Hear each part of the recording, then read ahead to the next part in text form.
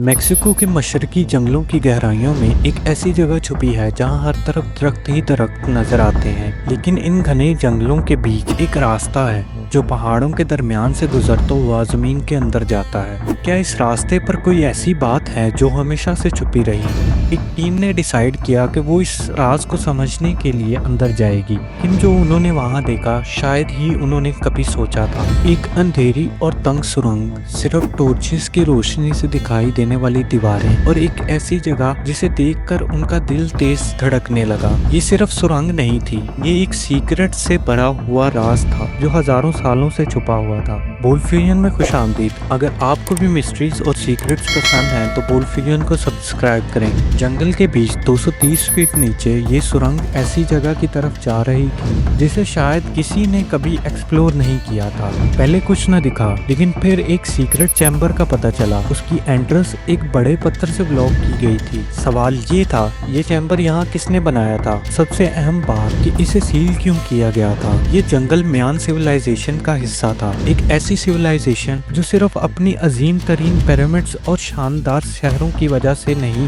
बल्कि science, mathematics और arts में भी कमाल रखती थी। ये वो लोग थे जो अपने बादशाह को भगवान मानकर उनके लिए मैसिव पिरामिड्स बनाते थे। उनका कैलेंडर सिस्टम आज भी दुनिया को हैरान कर देता है। लेकिन ये सब कुछ छोड़कर वो लोग गए कहाँ? मॉडर्न टेक्नोलॉजी जैसे लेडार ने ये दिखाया कि इस जंगल के नीचे और भी छुपी हुई बस्तियां हैं। हजारों साल पुराने इन शहरों का एक हिस्सा दिखाई देता है, लेकिन जमीन के नीचे बहुत कुछ छुपा हुआ है। आर्कियोलॉजिस्ट ने एक छोटी म्यान बस्ती दरियाफ्त की जिसे किविक कहा जाता है। यहाँ 30 फीट का एक पिरामिड था जो 1200 साल पहले बनाया गया था। लेकिन जब आर्कियोलॉजिस्ट ने इस पिरामिड को अंदर से एक्सप्लोर किया तो एक अजीब चीज सामने आई। उन्होंने एक मटके का टुकड़ा दरियाफ्त किया जो पिरामिड बनाने से 300 साल पहले का था। ये कैसे मुमकिन था? जब इस राज को समझने के लिए मजीद रिसर्च की गई तो एक सुरंग का पता चला जो जंगल के बीच से नीचे जाती थी। 15 किलोमीटर दूर एक और छुपा हुआ टनल मिला